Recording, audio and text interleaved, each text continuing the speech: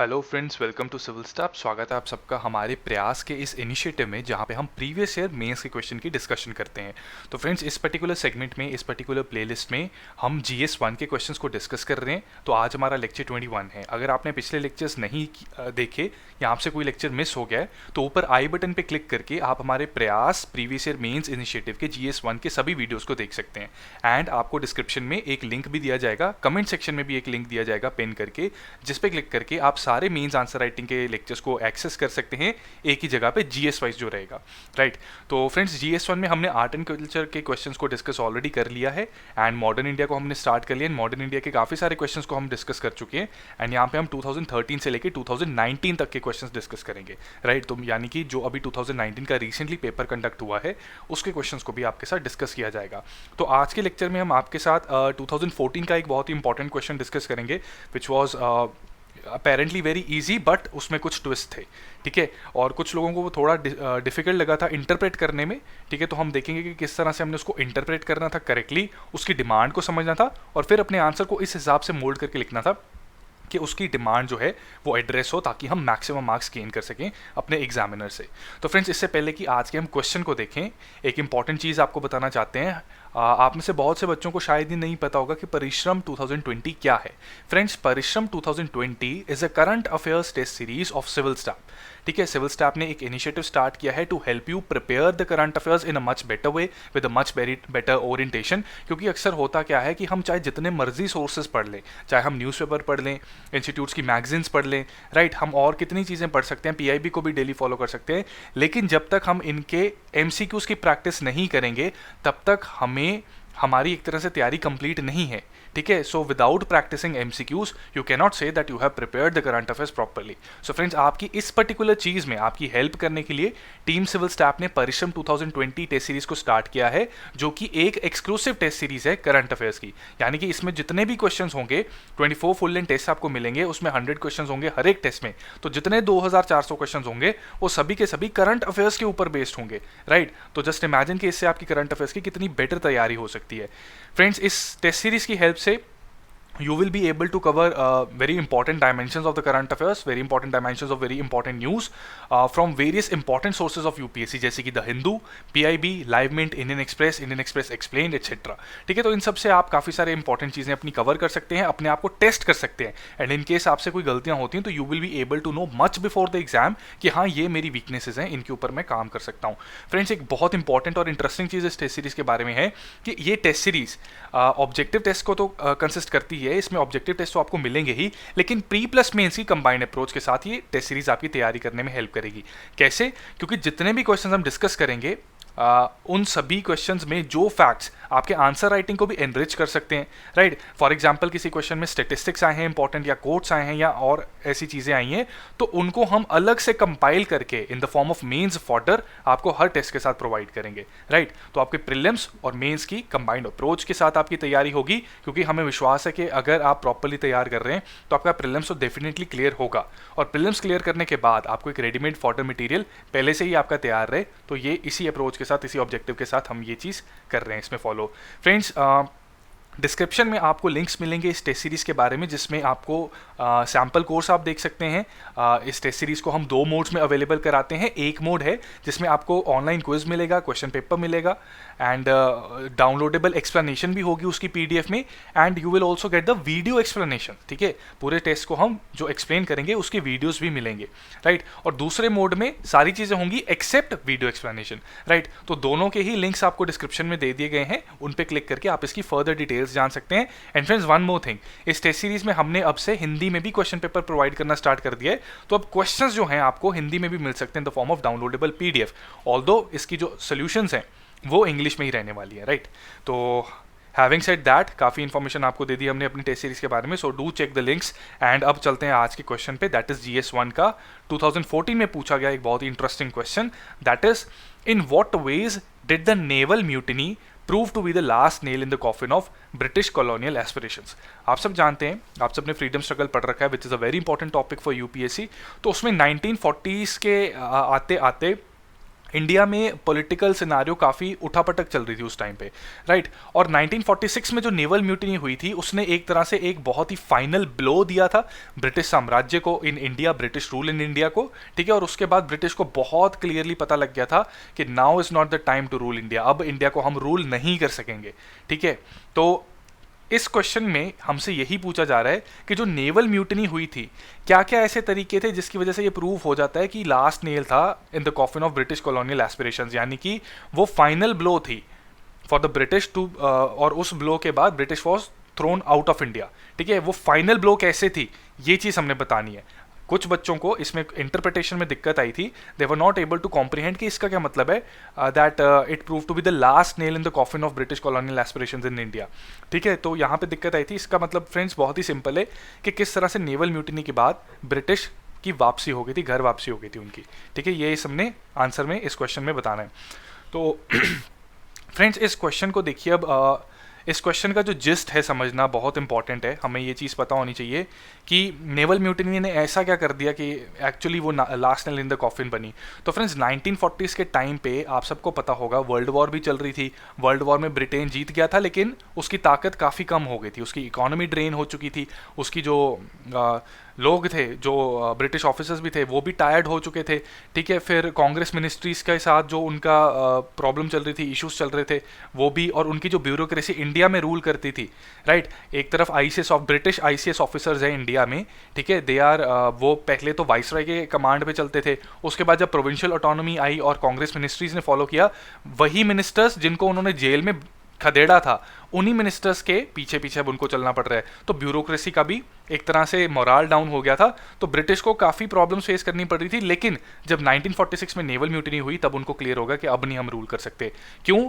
क्योंकि naval power कह लीजिए या military power was the only thing. By that time British की जो मिलिट्री सुप्रीमेसी थी, मिलिट्री पावर थी, उससे ब्रिटिश को विश्वास था कि हम ज़्यादा से ज़्यादा, अगर बहुत ज़्यादा लोगों ने क्रांति करने की कोशिश की तो हम फोर्स यूज़ करके इनको ठंडा कर सकते हैं। लेकिन जब नेवल ने, उनकी नेवी और मिलिट्री डिविजन्स ने भी एक तरह से रिवोल्ट कर दिया, तो ब्रिटिश को अब लगा कि हम इन पर भी रिलाई नहीं कर सकते। So we have nothing left to sustain our control over India, and that's why these naval mutinies, और जो उस टाइम पे 3 म्यूटिनीज मेजर हुई थी, उसकी वजह से ब्रिटिश को एक तरह से फाइनली पता लग गया था कि now they are out of India, ठीक है। यही चीज़ को हमने अपने आंसर में बताना है। तो how can we structure the answer? We can divide our answer into 3 parts, that is introduction, body and conclusion. अब फ्रेंड्स आज के लेक्चर को, आज हम आंसर को स्टार्ट करने से पहले आपको 3 इंपॉर्टेंट चीज़ें बताने लगे हैं कि आंसर में किस तरह से आपने लिखना होता है। फ्रेंड्स अगर आपकी इंट्रोडक्शन को पढ़ के ही एग्जामिनर को समझ जाए कि आप अपने अगले आंसर में क्या लिखने वाले हैं, उसका इंटरेस्ट बन जाएगा। तो इंट्रोडक्शन एक बहुत ज़्यादा इंपॉर्टेंट रोल प्ले करती है आपके आंसर के लिए, ठीक है, आपके मार्क्स के लिए। तो इसमें 3 स्टेप्स होते हैं फ्रेंड्स जब भी इंट्रोडक्शन लिखनी होती है या आपने कोई भी आंसर लिखना है। There are 3 main steps. Step 1 है एन्यूमरेट। एन्यूमरेट कह लीजिए या डिस्क्राइब कह लीजिए, आपको एक जनरल फैक्ट या जनरल आर्ग्यूमेंट एक पास करनी है, ठीक है, कि यस इसने किया, ये last nail in the coffin थी, ठीक है। एक आपने इन्यूमरेट किया, दिस इज स्टेप 1। अब जब आप अपनी आर्ग्यूमेंट दे रहे हो, अगर उसको आप इलेबोरेट नहीं करोगे तो मज़ा नहीं आएगा, ठीक है। क्या हम सिर्फ मूवी का ट्रेलर देख के खुश हो जाते हैं? नहीं, ट्रेलर देख के हमारा इंटरेस्ट जागता है उस मूवी को देखने का, ठीक है। फिर हम मूवी देखते हैं, मूवी में क्या होता है, जो ट्रेलर में हमने देखा होता है मूवी के अंदर, वही ट्रेलर जो होता है वो क्या होता है, इलेबोरेट होता है। तो हमारा स्टेप नंबर 2 है इलेबोरेट। तो जो हमने आर्ग्यूमेंट दी, we have to elaborate it, ठीक है। इस आर्ग्यूमेंट के कई पहलू होंगे, हमने उनको एक्सप्लेन करना है, कई एस्पेक्ट्स होंगे उनको बताना है, कई रीजंस, फैक्टर्स एक्सेट्रा, ये सारी चीज़ें होंगी, तो we have to elaborate. Third step आ जाता है फ्रेंड्स आपका, अब बताइए, अब मूवी देख रहे हैं और उसमें गाना ना हो तो हमें मज़ा नहीं आएगा, राइट। तो आंसर में भी कुछ इसी प्रकार की चीज़ होती है। थर्ड स्टेप आपका है सब्सटैंशिएट, ठीक है। जब तक एग्जाम्पल नहीं दिया आपने, तब भी आपने जो एक आर्गुमेंट लिखी तो वो पूरी एक तरह से कंप्लीट नहीं मानी जाती, राइट। तो ये 3 मेजर स्टेप्स हैं आपके आंसर के, जितने पार्ट्स हैं, अगर उसमें जितना आप कोशिश कर सकें इन 3 स्टेप्स को फॉलो करेंगे, तो you will enter into a dialogue between the examiner and yourself, ठीक है। एग्जामिनर के मन में कोई सवाल आएगा और वो देखेगा, अरे ये तो अगली लाइन में इसने आंसर किया है, तो उसमें एग्जामिनर को आपका आंसर पढ़ने में काफ़ी मज़ा आता है, काफ़ी इंटरेस्ट आता है, और उसका रिजल्ट जो है वो आपको मार्क्स की फॉर्म में डेफिनेटली मिलता है। तो डू रिमेंबर दीज 3 फैक्ट्स, ठीक है। जैसे हमने प्रीलिम्स में 3 टैग रूल बताया था, सिविल स्टाफ का 3 टैग रूल, मेंस के लिए सिविल स्टाफ का 3 tag rule is this: enumerate, elaborate and substantiate. Now using this approach we will be discussing today's answer, ठीक है। तो इसमें आंसर को स्टार्ट करने से पहले फ्रेंड्स पिटफॉल को जानना भी ज़रूरी है, ठीक है। हमने खड्डे में नहीं कूद पड़ना, राइट। इसमें हुआ क्या था कि बहुत से बच्चों ने सिर्फ ये नेवल म्यूटनी पढ़ा, कोई आगे पीछे कुछ नहीं देखा, और नेवल म्यूटनी के इवेंट्स क्या हुए थे कि ऐसा ऐसा हुआ था, नेवी ने म्यूटनी कर दी, ब्रिटिश को ये इम्पैक्ट पड़ा, सिंपली एक साइनॉप्सिस दे दिया। लेकिन क्वेश्चन ने तो ये पूछा ही नहीं है। क्वेश्चन ने तो पूछा है कि हमें वो चीज़ बताइए कि जिसकी वजह से हम ये कह सकें कि नेवल म्यूटनी जो थी वो फाइनल ब्लो थी ब्रिटिश के लिए, उसके बाद ब्रिटिश का इंडिया में रूल करना इम्पॉसिबल था। तो हमने सिर्फ साइनॉप्सिस नहीं देना, ठीक है, हमें लिंकेजेस ड्रॉ करनी पड़ेंगी। देखिए 1946 में नेवल म्यूटनी हुई, 1946 से पहले ऐसे कौन से इंसिडेंट्स हुए कि जिससे ब्रिटिश को मुक्के पड़ते जा रहे थे, ब्लोज उनको पड़ते जा रहे थे एक के बाद एक, और फाइनली जो नेवल म्यूटनी थी वो एक नॉकआउट पंच था, ठीक है। तो ये लिंकेजेस हमें ड्रॉ करना बहुत इंपॉर्टेंट है, तभी हम जस्टिस कर सकेंगे इस क्वेश्चन के साथ। Third important point is that basically third important point और सेकंड पॉइंट जो है वो साथ में जुड़ा ही हुआ है कि हमें बस ये शो करना है कि किस तरह से बाकी नेल्स कौन से थे। कि क्वेश्चन कह रहा है कि British naval mutiny was the last nail in the coffin, तो फिर बाकी नेल्स कौन से थे ये हमने क्लियरली बताना है, राइट। तो अब देखिए इंट्रोडक्शन में हम कैसे कर रहे हैं। तो इंट्रोडक्शन में we can start our answer by writing the significance of British ratings. Ratings मतलब ब्रिटिश की जो मिलिट्री सपोर्ट उनको मिला था इंडिया में अंडर 3 डिविजन्स। पहले तो आर्मी नेवी थी, उसके बाद एयरफोर्स भी आ गई। तो ब्रिटिश को क्या फायदा हुआ था इसका? तो British had been able to rule India for several years on account of the loyalty and military support provided to them by the military ratings, ठीक है। ये आपने क्या किया, एन्यूमरेट किया कि ब्रिटिश अपना स्ट्रॉन्ग होल्ड इंडिया में बना पाए। क्योंकि देखिए क्वेश्चन क्या है कि ब्रिटिश कॉलोनियल एस्पिरेशन जो थी वो उड़ गई, ठीक है। तो ब्रिटिश कॉलोनियल एस्पिरेशंस को इतने सालों से फुलफिल करने में किसने मदद की, ठीक है। ये सोचने वाली बात है कि जो एनेक्सेशन हुई थी बैटल ऑफ पलासी के बाद, उसके बाद कई एनेक्सेशन हुई, तो उसमें सबसे ज़्यादा मदद किसने की? रेटिंग्स ने, ठीक है। मिलिट्री पावर ने काफ़ी उनकी मदद की, ठीक है। तो हमने ये एन्यूमरेट किया यहाँ पे, ठीक है, एक तरह से डिस्क्राइब किया that British had been able to rule for several years on account of the loyalty and military support provided to them by military ratings. In 1940s, the British had been facing several challenges to sustain its rule over India, but the revolt by naval ratings in February 1946 and other divisions of British armed forces proved that the British could no longer rely on its armed forces. ठीक है, ये हमने क्या किया, थोड़ा elaborate किया, ठीक है। हमने यहाँ पे बताया, इनफैक्ट आप चाहें तो 1857 की एग्जांपल दे सकते हैं कि जब जब मिलिट्री ने रिवोल्ट किया, मिलिट्री ने क्रांति की, तब तब ब्रिटिश का रूल करना मुश्किल हो गया। पहले कंपनी ने एनेक्सेशन की थी, तो जब कंपनी के भी सिपॉयज उसके अगेंस्ट चले गए तो कंपनी रूल एंड हो गया, ठीक है। तो यहाँ पे आपने एन्यूमरेट किया, उसको यूज करके आप एक तरह से इलैबोरेट और सब्सटैंशिएट दोनों कर सकते थे, ठीक है। तो 3 टैग रूल वहाँ पे फॉलो हो रहा है। सेकेंडली फिर आपने इसी चीज़ को बताया और इस चीज़ को लिंक कर दिया कि क्योंकि मिलिट्री सपोर्ट एक इंपॉर्टेंट फैक्टर था ब्रिटिश रूल इन इंडिया का, तो जब 1940s में ऑलरेडी इतने सारे चैलेंजेस फेस कर रहे थे, ठीक है, तो उसके बाद 1946 की क्रांति जो थी नेवल रेटिंग्स के द्वारा, उसने एक तरह से क्लियरली प्रूव कर दिया कि ब्रिटिश को no longer rely on its armed forces, ठीक है। तो फ्रेंड्स अभी देखिए कि इंट्रोडक्शन में आपका एन्यूमरेट, इलैबोरेट और सब्सटैंशिएट आ रहा है, ठीक है। ओवरऑल आंसर में आपकी ये जो इंट्रोडक्शन है ये एन्यूमरेट बन गई, ठीक है। हमने ओवरऑल आंसर को भी इसी तरह फॉलो करना है और आंसर के जो पार्ट्स हैं उसको भी जितना हो सके उतना फॉलो करेंगे, ठीक है। ये कोई हार्ड एंड फास्ट रूल नहीं है कि ऐसा ही करने से मार्क्स मिलते हैं। अगर ऐसा आप कर सकते हैं तो यूज़ कीजिए, थोड़ी एडवांटेज मिल सकती है। लेकिन अगर आप अपने तरीके से किसी दूसरे मेथड से ज़्यादा कंफर्टेबल हैं and more over answer question किसी और तरह से पूछा गया, तो फिर हमें अकॉर्डिंगली अपनी स्ट्रैटेजी बदलनी पड़ सकती है। लेकिन इस तरह के क्वेश्चन में आप ये चीज़ फॉलो कर सकते हैं। तो आपने इंट्रोडक्शन में एन्यूमरेशन क्या की, आपने एक तरह से जो आर्ग्यूमेंट यहाँ पे दी हुई है उसने आपने उस आर्ग्यूमेंट से एग्री कर लिया, ठीक है। अब आपने इस आर्ग्यूमेंट को इलैबोरेट करना, तो आपको क्या बताने पड़ेंगे, certain factors in the light of which your argument can be justified, ठीक है। और इलैबोरेट करते करते ही हम सब्सटैंशिएट भी कर देंगे, क्योंकि इन फैक्टर से देखिए ये हो रहा था, ये फैक्टर था और इस फैक्टर की सब्सटैंशिएशन है वर्ल्ड वॉर फॉर एग्जाम्पल, ठीक है। वो अभी हम देखेंगे कि किस तरह से करना है। तो इससे पहले कि फैक्टर्स पे जाएं, कनेक्टिंग लाइन ऐड जरूर कीजिएगा, क्योंकि उससे आपके आंसर को मिलेगा एक flow. So you can add that the following factors depict how the naval mutiny prove to be the last nail in the coffin of British colonial aspirations, ठीक है। तो अब आप इलैबोरेट और सब्सटैंशिएट दोनों चीज़ें कर रहे हैं। तो इलाबोरेट में वो फैक्टर्स कौन कौन से हैं? Simmering of popular unrest since 1940s, ठीक है, weakness after the world war, new world order after 1945। Why? Because decolonisation का प्रोसेस स्टार्ट हो गया था। तो देखिए वर्ल्ड हिस्ट्री और मॉडर्न हिस्ट्री कैसे लिंक हो रही है, तो हिस्ट्री को इसी तरह से आपने पढ़ना है। And then naval mutiny, the last nail in the coffin, ठीक है। तो ये जो हेडिंग्स हैं, these are basically elaboration of the argument that you gave in the introduction. Introduction में आपने क्या कहा? That British had been facing several challenges, और इसलिए नेवल रेटिंग की फाइनल ब्लो थी, ठीक है। तो ये सेवरल चैलेंजेस को जब आपने बताया, एन्यूमरेट यहाँ पे किया, ठीक है, यहाँ पे इन्यूमरेट किया, तो ये इंट्रोडक्शन के पॉइंट ऑफ व्यू से इलेबोरेशन बन गई, ठीक है। अब फर्दर इसको जब हम एक्सप्लेन करेंगे तो ये हम उसकी सब्सटैंसिएशन कर रहे हैं कि उसको आर्ग्यूमेंट से और ज्यादा फिल कर रहे हैं। तो सिमरिंग ऑफ पॉपुलर अनरेस्ट में आप लिख सकते हैं that the mass national struggle in India was at its peak in 1940s।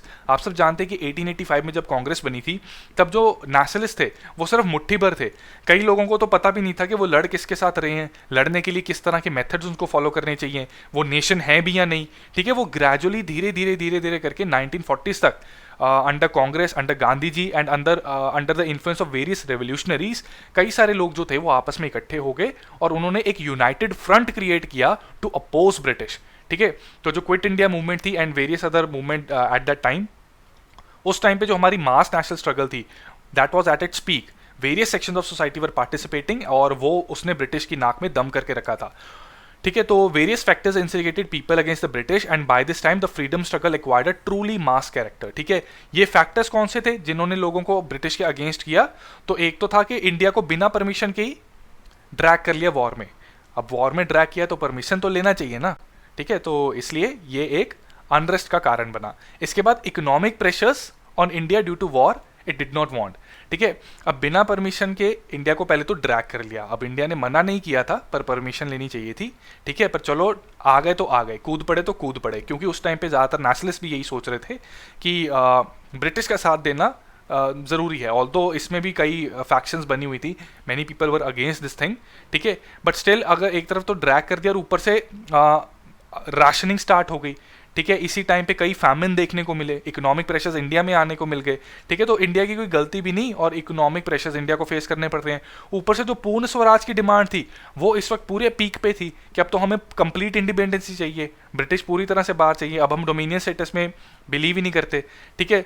तो ये भी एक फैक्टर बना। इसके बाद कंस्ट्रक्टिव वर्क जो गांधी जी ने किया था इस टाइम तक, उसने काफ़ी सारे लोगों को यूनाइट कर दिया, ठीक है। तो ये सारे फैक्टर्स बने for adding mass character to our freedom struggle. On top of this popular unrest, there was the pressure of world war on in Britain, ठीक है। एक तरफ तो इंडिया संभाला नहीं जा रहा, ऊपर से जर्मनी और हिटलर के बम्बार्डमेंट्स हो रहे हैं उनके शहरों पे, ठीक है। तो द वॉर की वजह से क्या हुआ? The war had drained the might of British empire, its economy and its military might was in shambles, ठीक है। कई सारे उसके सोल्जर्स मर रहे थे, कई सारे उनके शिप्स डूब रहे थे, कई सारे उनकी एयर फोर्सेस भी जो एरोप्लेन से, फाइटर जेट्स से, दे वर ऑल्सो बीइंग डिस्ट्रॉयड। सो इस सारी चीज़ों को बनाने के लिए रिसोर्सेज लगते हैं, ठीक है। वो रिसोर्सेज सारे वेस्ट हो रहे थे एक तरह से। अगर if any equipment is dying तो रिसोर्सेज वेस्ट हो रहे हैं। तो ब्रिटिश मिलिट्री माइट और British resources they were in complete sham amidst drained resources. Ensuring a stronghold in India was a challenging task for the British, and the only thing that allowed British to ensure their stronghold in India was the loyalty of their military ratings in India, ठीक है। यानी कि जो military ratings Indians हैं, Indian sepoys under British जो हैं, उनकी loyalty के भरोसे ही वो इंडिया को एक तरह से होल्ड कर पा रहे थे, ठीक है। अब इसके ऊपर वर्ल्ड वॉर हो रही है, काफ़ी प्रॉब्लम्स आ रही है, लोग परेशान कर रहे हैं, वर्ल्ड वॉर परेशान कर रही है। अब वर्ल्ड वॉर जब खत्म हुई तो ब्रिटिश को जहाँ पे लगा कि अब थोड़ा सांस लेने का टाइम आया है, जो कंट्रीज एक तरह से यूएस और रशिया जिन्होंने ब्रिटिश का साथ दिया था, उन्होंने डिक्लेयर कर दिया कि भाई बहुत हो गया, तुम्हारी ये कॉलोनाइजेशन की वजह से वॉर हुई है, ठीक है। अब डीकॉलोनाइजेशन का प्रोसेस स्टार्ट करो, ये जितने आपने कंट्रीज को एक्वायर करके रखा है, लेट देम बी फ्री। तो डीकॉलोनाइजेशन प्रोसेस स्टार्ट हो गया, कई सारे कंट्रीज इंडिपेंडेंट होने स्टार्ट हो गए। तो ब्रिटिश पे अब प्रेशर था कि इंडिया को भी इंडिपेंडेंट किया जाए, ठीक है। तो still British was trying to delay it as much as it could, ठीक है।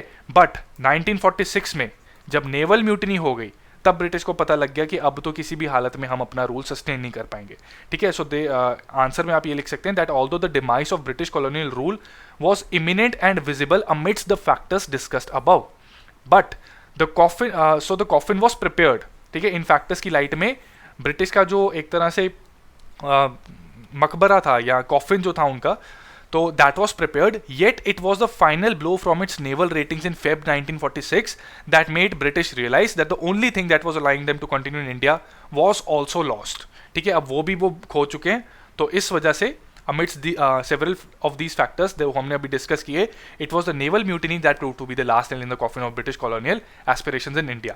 ठीक है, तो friends based on popular demand we have tried to condense this answer as much as we could so that आपको ये explain भी हो जाए properly और हम अपने lectures में भी इसको word limit को adhere कर सकें, right? Still it can be condensed even further. ठीक है, तो 150 वर्ड्स में इसको लिखना है, तो pick up your pens, try to write this answer, and if you want you can mail it to us at this email ID, that is hello@civilstaff.com. In case आपको कोई डाउट है इसके रिगार्डिंग, कोई क्वेरी है, चाहे इस lecture के context में हो, चाहे हमारी टेस्ट सीरीज के कॉन्टेक्स्ट में हो विच इज परिश्रम 2020, तब भी आप हमें ईमेल कर सकते हैं hello@civilstaff.com पे, या फिर आप कॉल कर सकते हैं 8146207241 पे. ऑल्सो फ्रेंड्स, हमारा टेलीग्राम पे एक ग्रुप है जहां पे हम अपने डेली फ्री लेक्चर्स के पीडीएफ को शेयर करते हैं. Now PDF are very important, we know. ठीक है, आप डाउनलोड करके इनको बाद में रिवाइज करने के लिए ये काफ़ी काम आते हैं. तो आप हमारे टेलीग्राम ग्रुप को भी सब्सक्राइब करना ना भूलें, ताकि जितने भी हमारे फ्री लेक्चर्स हैं डेली के, वो आपके साथ उसका कंटेंट आपको रेडिली हमेशा मिलता रहे.